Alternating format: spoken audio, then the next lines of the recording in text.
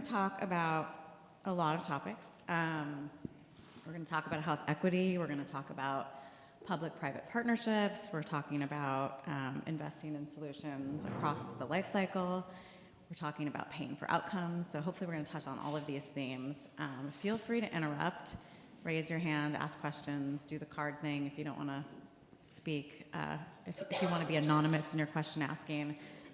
We're open to tough questions. We're open to provocative questions. We're open to disagreement. So hopefully you guys will participate and not just be passive listeners to us, although we do have a lot to say. So, I want to start by talking about the problem. I'm guessing, given the number of people that raised their hands, people sort of have a basic understanding of some of the issues with health in our country. We have, in the US, we spend more money per person in the US than any other nation. And despite that, our health outcomes are not great. We are lagging behind in really basic things like overall life expectancy and maternal health.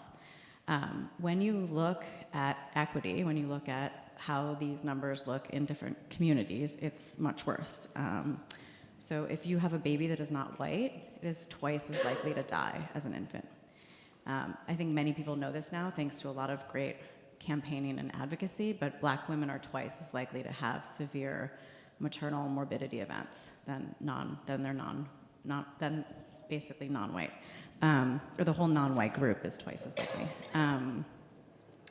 There have been gains in life expectancy. There's been a little dip since COVID, but overall, that is not seen across the country. It is, again, when you look at communities of color and low-income communities, the changes in life expectancy have not been as great. So we're here to think about solutions. But another factor to think about when we think about solutions is the issue in the workforce. So different studies show different things, but some project that there's going to be 100,000 person health worker shortage within the next 5 years. So we have our health going down, we have it sort of worse in certain communities, and then we don't really have the workforce to address the issue. There is an estimated 80% of Americans live in communities that don't have sufficient access to healthcare resources. So that's a little grim. I didn't want to depress everyone first thing on Wednesday morning, but I might have just done that. But now we're going to turn to happier things, the solutions that we're looking at. So given we're spending a ton of money on healthcare as a nation and not getting results, we all think that the key is maybe more, but whether or not we spend more or less, it's about investing better and aligning our investments with the things that can prove outcomes. And so I'm here on behalf of Maycomb Capital. Maycomb Capital, thank you. We have some fans in the room, I appreciate. We're an ICM member. Maycomb Capital is an impact investing platform. And we provide working capital to mission-aligned, flexible debt is what we provide to different initiatives that help drive health outcomes in low-income communities. I am honored to be joined by one of our borrowers, Caitlin, who's representing the Institute of Child Success, and Brendan is representing one of our investors, the SCAN Foundation. So I'm going to stop talking and turn it over to you guys. You want to start? Okay, so tell us a little bit about you, about ICS, but also about Spartanburg. I think painting a picture of what this looks like in one community would be really helpful for folks. So I'm Caitlin Watts. I'm the Director of Innovative Finance at the Institute for Child Success. And ICS is an early childhood we're focusing on early childhood outcomes. Our entire organization is focused on really kind of, bending and being where we need to be to help people find the outcomes they're looking for. So we have a lot of experience in pay for success financing, looking at structuring, how do we create new models that work, and really helping and showing up when nonprofits and even funders come to the table and say, hey, we have this idea, we know what we want to fix, but we really have no idea on how we're supposed to get there. And that's where we come in and come to the table and say, okay, let's really start diving into this and breaking it apart and figuring out what we're going to do next. So that's me, that's ICS. We are a borrower for a project called Hello Family in Spartanburg, South Carolina. Spartanburg is a very small town. It doesn't quite feel like Mayberry, but sometimes it does. So very small town, but what we do know is our children were still not ready for kindergarten. So we'll talk a little bit more about Hello Family in a minute, but the goal of the project and why we even went to Maycomb was to say, okay, leaders in Spartanburg came to us. They said, we know our kids aren't ready for kindergarten. We know birth outcomes need to be stronger, and that if they can start, if they can start off on the right foot, we know they'll be ready down the road. So how do we even start to get there? So that's a little bit about Spartanburg, and then we'll dive into it a little bit more. Great. So fantastic to be here. Thank you, Shelby and Maycomb, for the invite. I'm Brendan Ahern, and I'm Director of Impact Investments at the SCAN Foundation, where we focus on the future of aging in home and community. Our big brother is the SCAN Health Plan, also based in Long Beach, California, and they were formed, we love to tell the story, when 12 angry seniors in the 1970s were fed up with their healthcare plan and decided to form their own. And we carry on that mission today across 4 strategic priorities for the foundation. I should mention too that we approach challenges facing seniors from a variety of angles, not just impact investing, but policy, research, and even community engagement. So the areas we invest in actually align quite closely with what Maycomb is doing. The first is, of course, health equity. We center that on what we call our priority populations, who are older Americans, who are people of color, lower income, and we're talking 400% or more below the federal poverty line, and those living in healthcare deserts. And we think those populations face a particular array of challenges that I'm sure we'll get into in a minute. Very briefly, as an investor, we invest in the strategic priorities of the foundation itself. In addition to health equity, we look at financial security issues facing older Americans, recognizing that most folks, when they retire, if they can even retire today, have next to nothing in their bank account. We support solutions around income generation for those seniors who want to or have to continue working, as well as financial services that are specifically a fit for older Americans from historically marginalized communities. Second area we invest in is what we call evolving models of care. And this is about shifting both healthcare and social services out of expensive settings like hospitals and clinics, where possible, and into home and community, where older Americans say in survey after survey that they want to age in place. That's a core part of our mission. Finally, our newest impact investing area is around what we call data equity. And this is recognizing that in healthcare, so much of delivery depends on technology, and that technology, especially where AI is involved, is really only as good as the patient data used to train algorithms. And we are seeing an alarming number of issues where folks from historically underrepresented communities are also underrepresented in the data, both healthcare data and what we call social determinants of health that's used to train algorithms. And so part of our mission is elevating this issue and even investing in solutions that can make algorithms less biased. So once again, very happy to be here. So many threads to pick up there. The data equity piece is particularly new to me and interesting because when we're investing, our repayment is tied to outcomes, which rely on measurement. And so to the extent that measurement is flawed, that's relevant. So I want to talk a little bit more about this one investment. I'm so excited to have a foundation here, an investor and a provider and borrower and project manager. I think this is just good diversity. But I want to hear a little bit more about Hello Family. Our role, just to be clear, was to provide the upfront capital. Caitlin and the team and all the folks in Spartanburg do the really hard work every day of managing the project and delivering services. So turn it back to you. So Hello Family is a continuum of services focusing on making sure moms and children prenatally through age 5 have the support they need. So when we look at a lot of programs that exist, they might be great programs, but there's one here, there's one here. There's nothing there's no roadmap for the parent, right? So how can we ensure that not only are these programs set up in a way that it's what they need, but it's also a continuum and that they know what the roadmap is, right? You can provide a lot of things, but if parents don't know about it, it's not going to actually change. So some of the outcomes we're looking at in this project are improving birth outcomes, right? We want to lower, we want more healthy birth weights, obviously more breastfeeding. Also, we're trying to cut down on NICU admissions. Also, we're looking at increasing kindergarten readiness, decreasing avoidable ER visits. So there's a lot of different metrics we're looking at in the project. So again, we came together, we're looking at these services, we have them, there's a continuum, but then in addition to that, we have a hotline for it. So that's how we're really connecting parents to say, hey, did you know these things exist? Here it is. And they actually have a live person on the other end that they can talk to who's guiding them each step of the way and getting them where they need to be. So we are seeing great results in just in the first couple years alone, we have cut low birth weights in half. Great, yeah, right?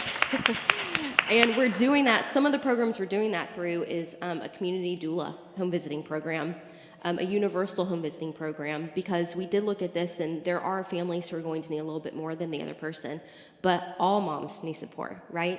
Birth is hard, raising children is hard, and all of them need support. So that's a little bit more about what Hello Family is and the goal of it. And then Maycomb obviously is our lender. So when we were thinking about when the city first came and said, how do we even do this? You know, the city government is not typically known for investing in early childhood outcomes. But the city manager at the time, thankfully, had small children at home, and he really saw the importance firsthand of why we need to be doing it. So that's when they came and they said, well, we believe in this. We've got the money. How do we do this? So pay for success financing for us made a lot of sense because it reduced the risk for the city. And the city was able to say, okay, we're going to put this money in to make this work, but we're only going to pay for the successful outcomes. So for them, that really allowed everyone to get on board and everyone to get excited about this and to really try it for the first time to see if it's going to work. So that's when, you know, Maycomb came to the table with our partners, as our partners, and lending us the funding. I can say now, like, we're almost a couple years ahead, both in the outcomes. The outcomes are blowing our mind. I did not anticipate these outcomes this early, but it is strong enough that the initial investment was in the city of Spartanburg, and now we're already investing and expanding county-wide. So it's been strong enough for us to say, hey, we want to keep this going. And in addition to that, again, as some people say, well, what was the original goal of Pay for Success financing? And it was the city aspect. But now, after a couple of years, you know, behind us, I'd say there's so much more to it than just the financial aspect of it. The partners you make you it's a better project because of all the people who are at the table. So, I mean, I'm not just saying this because you're sitting here right next to me, but Maycomb isn't just the money. There are thought partners in this, right? Everything is data-driven, and you can say that, but to actually do it and make sure every decision you're making is backed by data is something quite different. So then to have thought partners at the table who aren't saying, hey, we know this decision has to be made about money, but to say it's going to be based on the data and what is really going to drive positive change for our families, it makes a huge difference. Yeah, cheers to Caitlin and team. So Brendan, you're focused on the other end of the life cycle. Can you talk to us a little bit about sort of the benefits of an outcomes-based approach when you think about tackling health issues and health equity for older Americans? Absolutely, yep. And before we come to the outcomes-based approach, I think it's important to center this in what it's like to be an older American today, struggling to access the health care you need and deserve. So for me, this is a personal issue. I come back to my grandfather's story, and it really started when he was still living in his own home with the Medicare scammers who relentlessly called him 2, 3, 4 times a day until somehow, over a period of weeks, he had agreed to order 6 of the same type of cane, which we only discovered when my mom went over to check on him. This continued when it was time to place him in assisted living, looking at the different options, and we realized he fell into what we call the missing middle. He was not wealthy to privately pay indefinitely for intensive care, but nor was he poor enough to qualify for state facilities. And so we decided that he could live in assisted living for a couple of years until his assets, his bank account, had burned down enough that he would qualify for state assistance, right? And this is a big trend we're seeing in the SCAN Foundation, and frankly, it's a national crisis. Finally, when it came time for his care, even where Medicare covered certain services, there was no way to bring the care to him. Luckily, his 2 adult daughters could take him to his appointments, but frankly, most people aren't that lucky. And we know, building what Shelby was saying earlier, thinking of those priority populations, they are in a dire situation, right? We know, for example, Black and Latino older adults are 2 to 3 times more likely to live in a medically underserved area.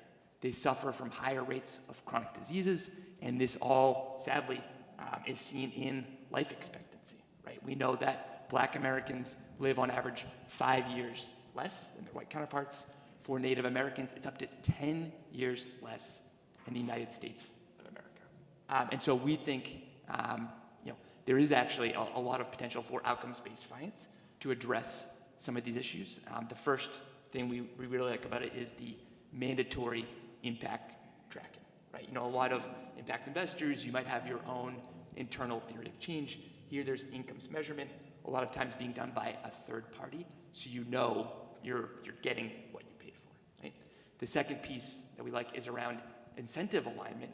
And in healthcare, there's something called value-based care, right? You are paid for delivering health outcomes. Providers are paid when they, on the business side, can save money for healthcare systems, and we think that's a great way to align incentives.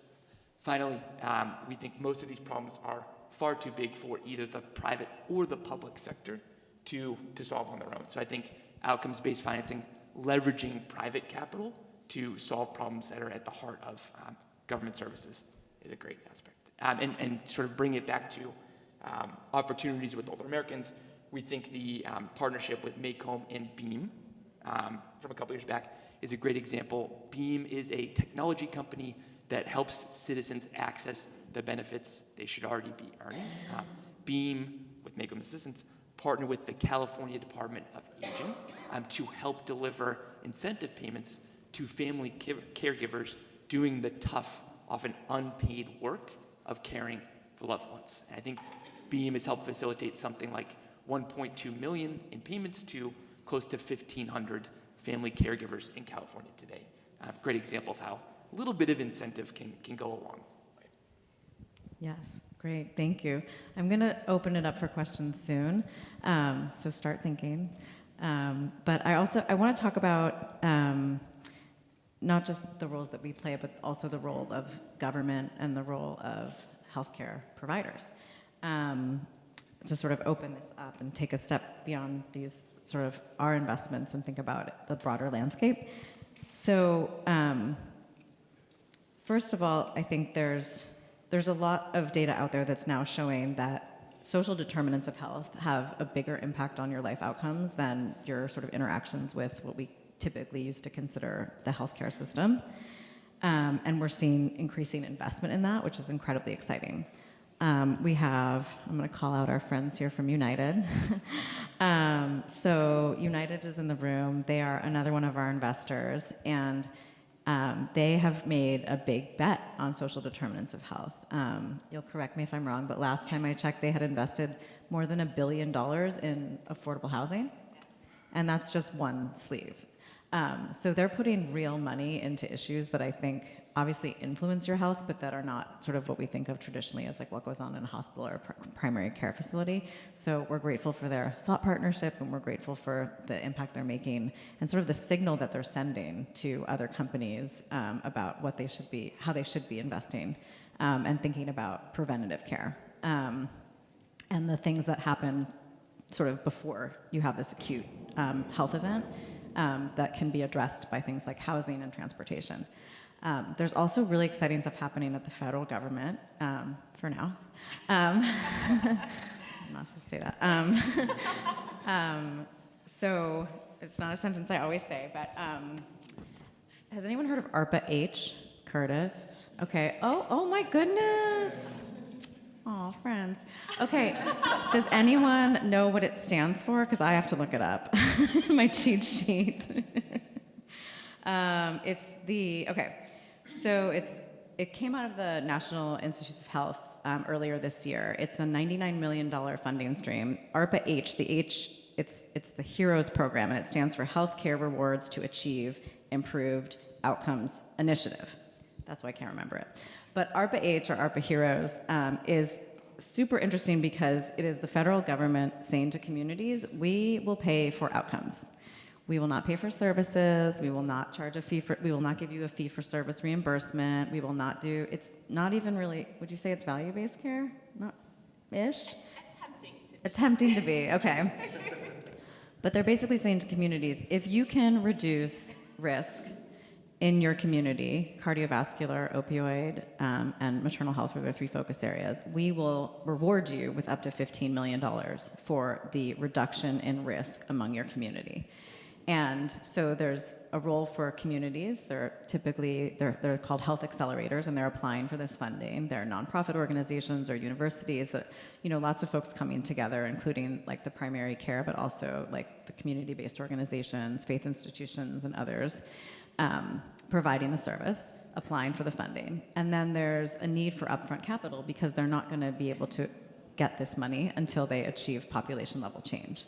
And so that's where foundations, impact investors, and health systems are coming in to provide the upfront capital, and then also thinking about being a buyer of outcomes, which is kind of a newer concept that this sort of, a $99 million bet from the federal government is a really good signal that that's a direction that we're trying to move.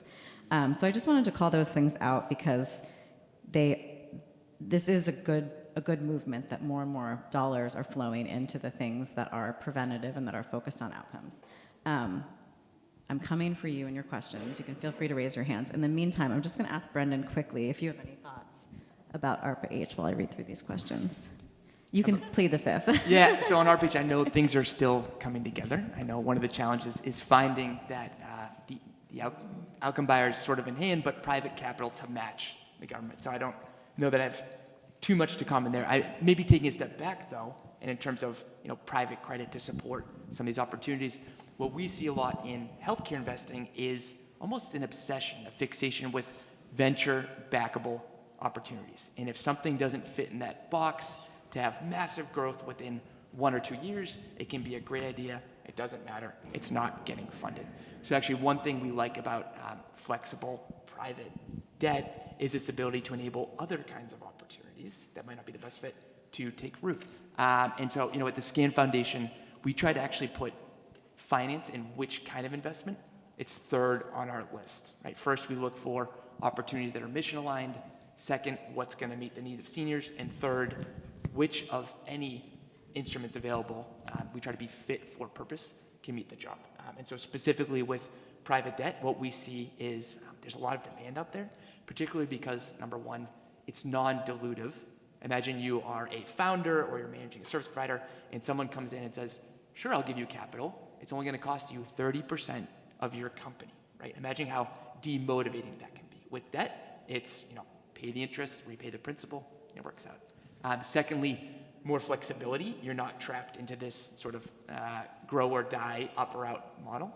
And finally, we've seen a lot of challenges with collateral requirements for banks making loans to small businesses, and there's more flexibility, we think, with outcomes-based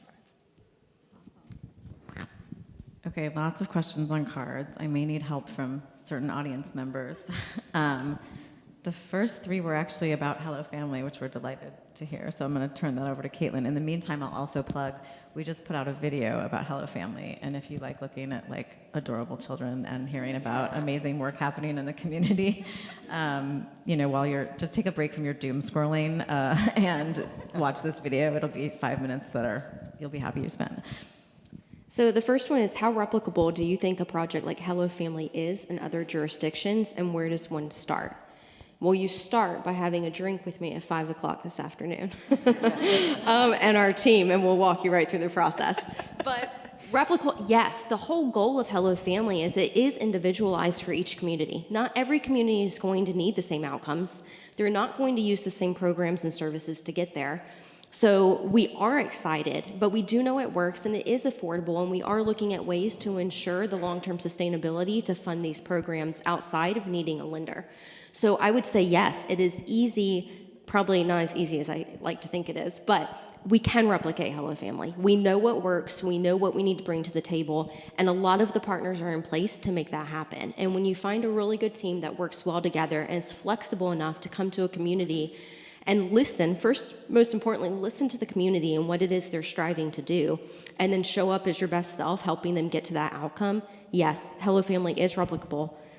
It has to be individualized in order for it to work. And seriously, where do you start? I'm not joking. Like, we'll chit chat with you. Find us afterwards, and we'll walk you through it. And that doesn't mean you have to use all of the partners we already have at the table. Again, it's about what is going to drive the outcomes the most. And if you already have partners at the table that you think you could utilize and will help you achieve better outcomes, then you use those partners. But yes, this makes me excited because the goal is to replicate Hello Family in more communities. Should we have Mary or Loran jump in about, do you guys Go want to for talk a little bit about replication that's potentially underway or that's more national landscape? This is Mary. Hi everyone, I'm Mary Gardner of the Institute for Child Success, and Caleb up here is my teammate who's doing a wonderful job. And as far as, replicating, we are in talks with a few communities, including two communities in northern Florida. And as Caleb has said, definitely something that needs to be customized. We go in, we listen to the community, take those hints from the community and follow the direction. Something is usually already happening, and so we don't want to go and recreate the wheel, but rather look for some key and important partnerships. So it is something that we are definitely in talks about. One thing that I wanted to say is, being that it's a continuum of services, and early childhood continuum of services, we hope, in the next few years, maybe by 2030 or so, that it'll be the standard across the country. It doesn't have to look exactly like Hello Family Spartanburg, but something that gives, that provides support for, from the prenatal stage through age 5 to age. Great. Want to add anything? Yeah, real quick. Okay. So I'm Lorraine Mosley. I'm on the board of ICS and former policymaker in Florida.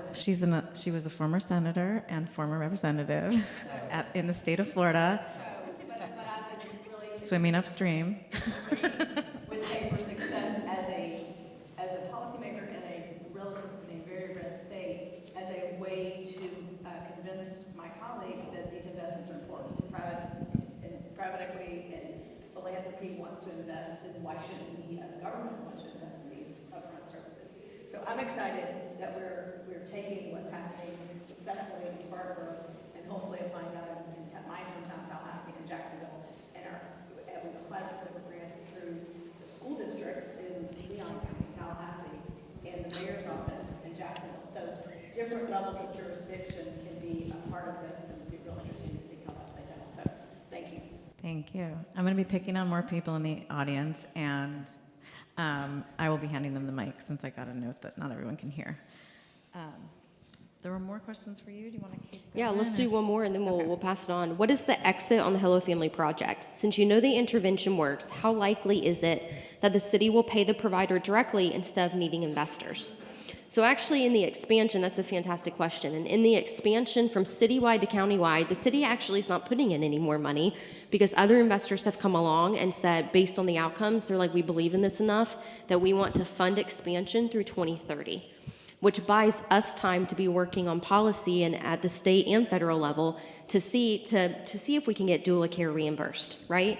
To increase the reimbursement rate for home visiting programs, to increase, wages for child care workers.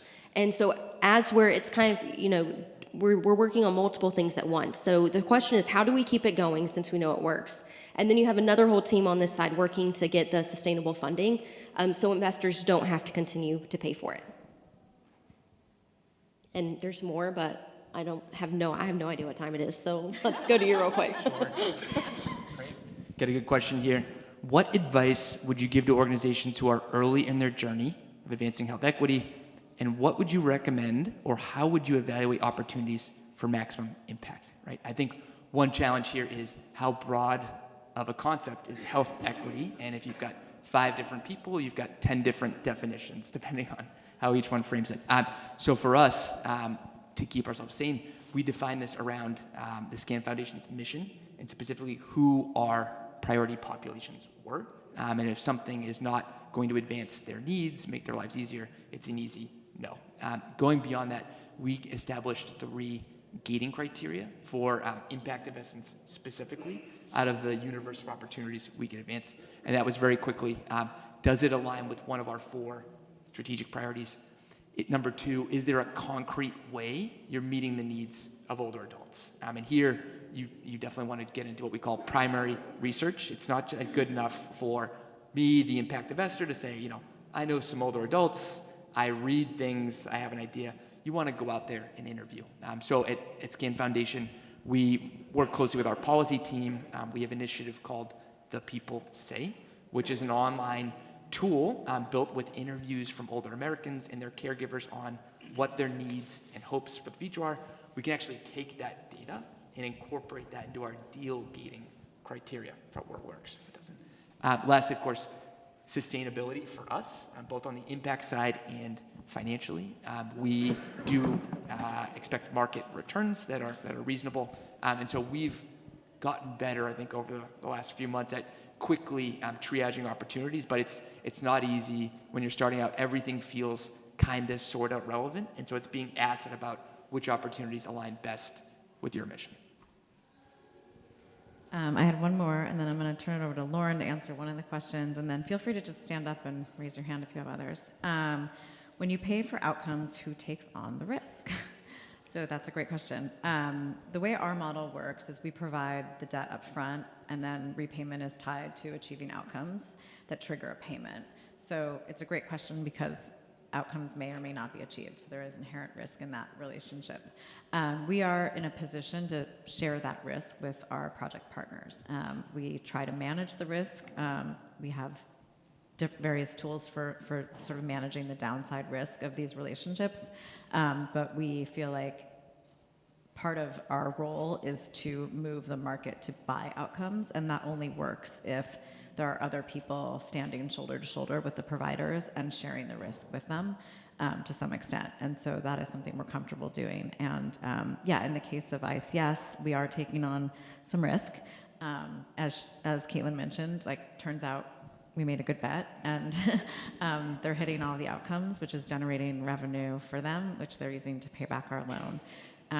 If things weren't going as well, we have something, tools in our tool belt that we would basically be on a plane a lot more often and be down there working with all of the great partners to figure out how to get to better outcomes, which would then also help us get better returns. But the key would be talking about why aren't enough moms enrolling, or how come the children aren't breastfeeding, or what happens in that hospital that this isn't being initiated. And so it really becomes about the intervention and about the implementation and about the community and the advocacy and the outreach and the sort of understanding, and that drives the finances.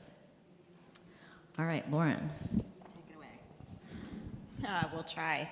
So Lauren Motwell, United Health Group, and I was looking to see if Steven's in the room, and I don't think he is, because he would probably be the best one to answer this question. So my role within United Health Group is to think about our strategy in terms of how we're advancing health equity and building out community infrastructure, and then I partner with our treasury, and so capital stacks is really their swim lane. And so this question is about integrated capital, so welcome other thoughts too. But I'll take it from the perspective of how we think about deploying capital within our organization. So we obviously have a large foundation that focuses on philanthropic grant making, but we also have a treasury that leverages regulated capital that we have an opportunity to invest as a healthcare company, as long as those investments are able to come back with at least market rate returns. So that's the capital that we look at for impact investing. And so the question was, when you think about money coming in and out, how do you think about where the outcome buying portion of the capital comes in? And so from our perspective, in the partners that we've worked with, they've looked at grants a lot of times as being helping to kind of be startup capital. It gets things going, but you end up with a grant cliff a lot of times, right? So where is that sustainability coming in? And a lot of times those can be smaller grants than maybe what you can get through outcomes-based financing. And so what we've seen, the magic is really in sometimes larger dollars. It's also the infrastructure and being really focused on what the measurement strategy is, because then that creates a value story for the next set of investors, or actually being able to incorporate the program into a line item of the budget, right? So that it becomes an actual program and you're not having to worry about about where's the next set of funding coming from. And so from our perspective, outcome buying is actually what we prefer to do from an investment perspective because it ensures that level of sustainability and actually building the infrastructure into the community. So hopefully that answers the question. If I didn't hit it, then I'm sorry. And anyone else, anything to add? Okay, one more. In addition to tracking outcomes, do you quantify cost savings or impact ROI? Was that for me or for others? I don't know who asked. But I'll just say our point of view and then others can chime in. So when we're financing a project, there are often, and certainly if we're doing anything in the preventative health space, early childhood, older adults, like any of these SDOH, there is often cost savings. It is often achieved by lots of different parties, not just sort of who you think of, but there's cost savings for the caregivers. There's cost savings for the caregivers of both the children and the aging adults. There's sometimes cost savings for health systems. There's sometimes cost savings for hospitals, but there's also sometimes cost savings for things like police and jails, and so it's special education. Like there's so many ways that investing in people before they are very sick helps save money. When we're investing, the outcome payments are not necessarily tied to those cost savings. There are other people that think about those things, study those things, do randomized control trials, have actuaries that look at the cost savings, but our investments are not specifically tied to cost savings. Where we think of it as the value of the outcome is what is sort of the revenue source. And so if we value a reduction in neonatal, in being in the NICU, then every reduction has a value, and there's a dollar amount associated with that, and that pays us back. It is not matched to how much it actually costs to be in a NICU, because that is not a cost any one of us could probably comprehend if you think about real costs. Janice, hello back there.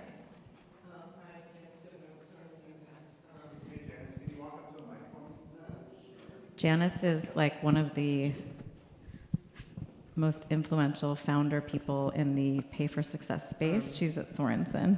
Yeah. So Shelby is right. The way Shelby looks at and Maycomb looks at what the payment for outcomes is, it's not tied to savings. But typically, in developing a project, we do something called a feasibility study, or really, it's looking at whether or not a particular program or suite of programs is financeable using outcomes-based financing. And oftentimes in that process, we actually do quantify the cost savings, and we did for Hello Family. And what that helps to do is really make the business case to the outcome payers. And it is across a number of potential beneficiaries that they should be paying for outcomes. And typically, they do not, the outcome payment is actually less than the cost savings, so they're benefiting as well. And Caitlin mentioned low birth weight. So if anybody knows the sort of the adverse life outcomes that a child faces if they're low birth weight, it's in the hundreds of thousands of dollars. And so, while I would love to get an outcome payer to pay hundreds of thousands of dollars per one incident of reduction in low birth weight, of course, that's not feasible, but significantly in Hello Family, we were able to make the case to not only make a payment that was based off what the Medicaid savings essentially is for reducing low birth weight, but we actually got an extra payment for a very minuscule portion of the amount of the lifetime and social savings. So that was, I thought, a very big win for ICS that was able to do that. But so in the process, we do look at cost savings, but that doesn't mean that the payments themselves are like one-to-one tied by it. And it actually is not a good idea. And Maycomb is right not to link it, because that creates a lot of uncertainty. A lot of things can change. That can change what the cost savings are, and it puts too much uncertainty into the financial model, so you don't want to do that. But it's part of the context in which programs are developed and negotiations around outcome payments are held. You should just take a seat up here, Janice. I'm serious. What am I doing? Are there other questions from the audience? Yes, please.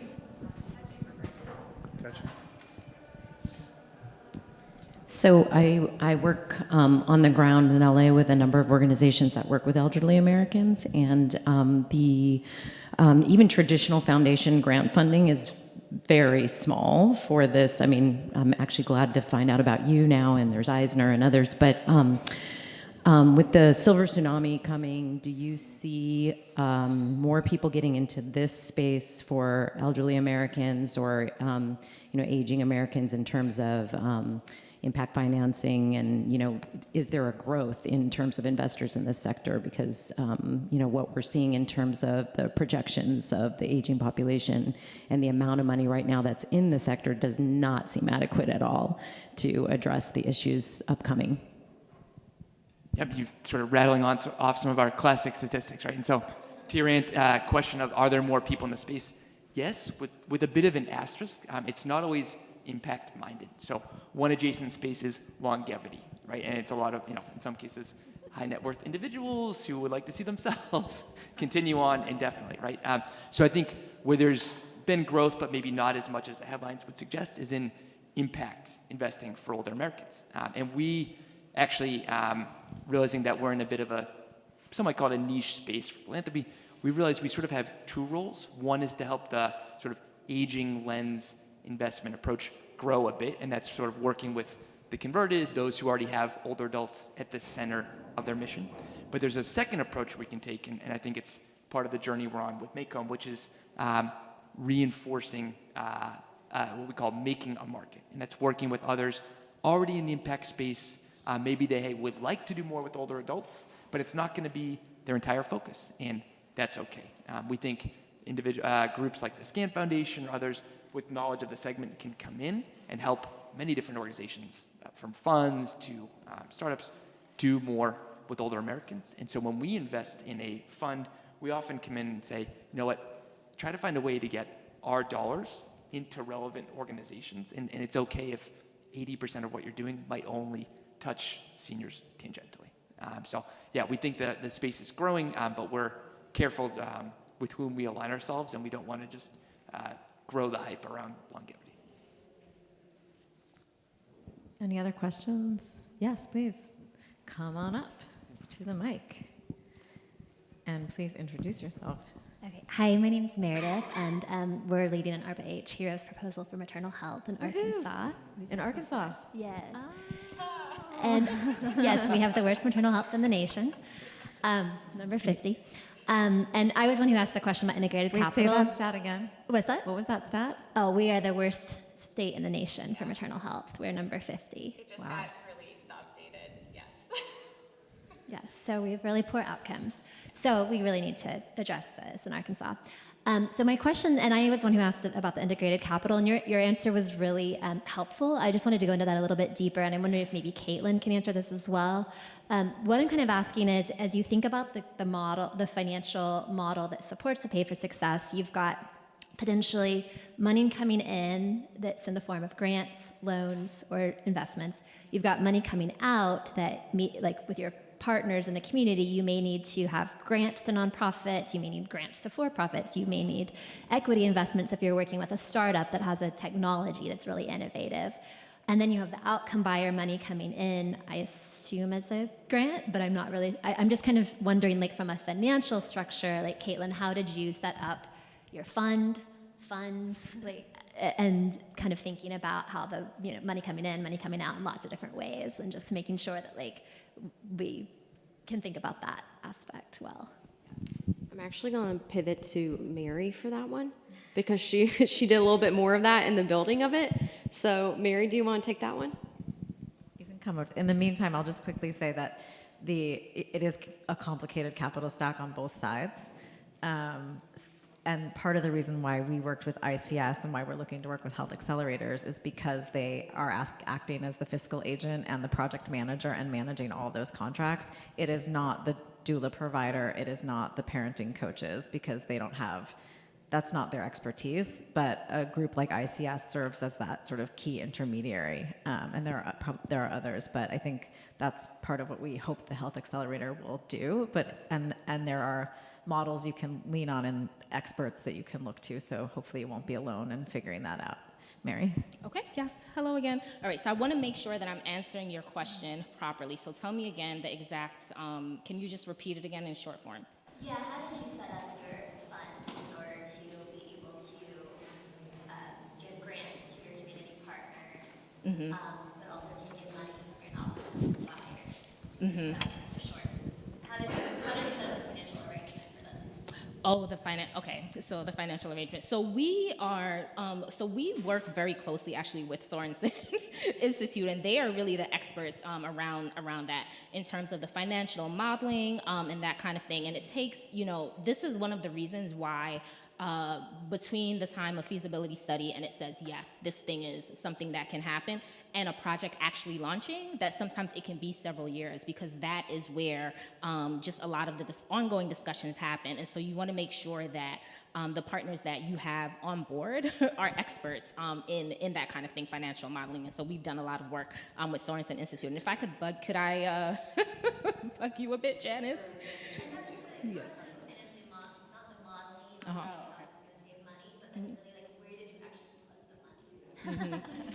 Janice, question. Yeah, you want to speak? Yeah, so when we work with borrowers, there's different strategies, but it's like typically there's a bank account where the money sits and where our money sits, and then as they're generating revenue, they're using that to pay back our loan. If you're getting grant funding on top of that, that's could sit in sort of another account or be great. Like, it depends on sort of your financial structure. And then typically the mechanics are that you have a contract or a grant, like some sort of document that governs the relationship you have with all of the providers, and you're pushing money to them in line with those contractual arrangements. You want to add to that, Liliana? Or? And to Shelby's point, that's where ICS is really taking, we don't want providers worrying about the money. We don't want them to have to deal with all of sending invoices and keeping up with that. We want you helping moms. We want you helping babies, right? So that's where ICS serves. So to get really, really just basic, we have an escrow account where they're pouring, certain investors are pouring money into that escrow account, and that's what we use to pay back the outcomes when it comes time to do that annually. But then we also have another checking account where some of the investors are putting money into that, in addition to the money being lent by that Maycomb lends, goes into that account, and that's our operating account to be paying these people quarterly. And then back to Shelby's point, all of this is part of the contract and part of the model. So up front, here's the money, here's what's going into this account, and that's what, to Janice's point, that's what they help us build out. This much money has to go into this account, and we know exactly, this is how much is going, we have estimates of how much we think we're going to pay back. This is going into this account. So I don't know if that's really answering your question, but I can draw a picture, and it's a lot easier to understand. Yeah.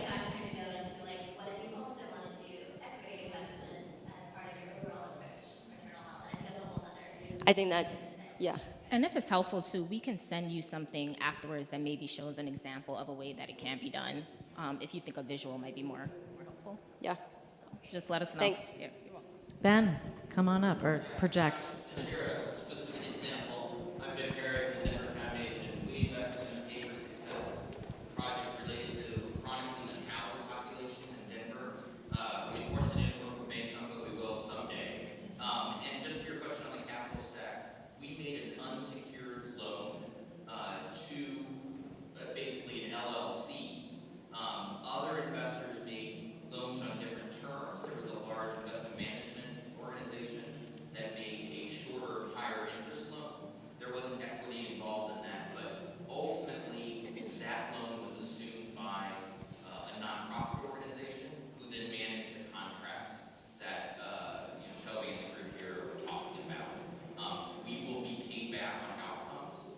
Our returns look like about 3 to 3.5% for concessionary investors, so that worked just fine for us. And the outcome last day is based on reduction in emergency room visits and reduction in jail days, or days spent in incarceration. Hope that's helpful. Ben should be up here too. Yes, also pay for success investor. My goal was to wrap up at 10. I have no idea what time it is, you guys. 5 more minutes. Okay, so we probably have time for one more question. I wanted to wrap a little early so that we can hang around. 3 minutes, okay. I wanted to wrap a little early so that there's time for conversation. But I see one more question in the back. Please project or microphone or... And tell us who you are. It's right here on the chair. Yeah, hi, good morning. So my name is Rebecca Louie. I'm the CEO of Wakeland Housing. We're a nonprofit affordable housing developer based in Southern California. And I do a lot of housing for seniors exiting homelessness, seniors with chronic health conditions, on-site medical. So I'm really excited to hear what United Health Group is doing. But is there more of that coming? Because even on the childcare front, I have such a captive population of just billions of low-income kids at my family projects. Nothing is solvable without housing. I always say, like, you may as well, you know, if you're going to pump someone full of medicine and put them back in the street or try to reach kids that don't know where they're going to sleep that night, just put it in the garbage can, right? So I think, like, this stronger push towards tying these investments to housing. Are you hearing a movement in that direction more? Is it becoming a bigger thing as you're out talking? I can say what we're seeing. I mean, I think we are also invested, you know, Denver Foundation's invested. There are certainly, you know, investments in housing. I think if it's helpful, the spin on it is that we're not paying, we're providing services that help people stay housed, and the parties that are paying us are paying based on outcomes. And so sometimes that can crowd other people, bring other people to the table that may not be interested in paying for bricks and mortar or may not be interested in paying for even programs and services. But when you say to them, like, well, will you pay for a 1%, like if this population has a 5% reduction in the days that they spend in emergency care, or if this population has a 5% increase into the days that they spend in the community, is that something you're willing to pay for? It sort of changes the ask, and I think that can be compelling in some situations. It doesn't mean that the costs aren't there. It's just like their money is sort of de-risked and tied to the outcome, which for some people makes a difference. You want to add anything? Or I would just say that this is, like, when you look at what's potentially happening next week in this country, it's a big bipartisan play right now. Like, we know this housing crisis is not changing right now without public-private sector coming together to think about how we can build community infrastructure. And so what I would just encourage anyone in the room who's interested in getting into housing is don't just build the housing units, think about the supportive services, because the individual's success, the resident's success, is going to be dependent on what you do to wrap them. What does that community already have? What are they missing? What do they need? And so it's a really needs-based assessment when we look at what we could be bringing in addition to those housing units. A lot of coaching services, a lot of case management services, ensuring that there's transportation, ensuring that there's going to be employment opportunities in that community, thinking about the healthcare delivery system. So our investments tend to focus on kind of those pieces holistically. And so I think with, again, whatever administration is going to be leading, they're going to be focused on this on some level. And so the more that we can step up and influence and have kind of that thought leadership in this space, I think it'll help them figure out the right type of development in different parts of the country. So I would say it's the whole continuum from family housing to senior to workforce, and for those that have, access to vouchers, but those that might, be more from like a true workforce mixed income property.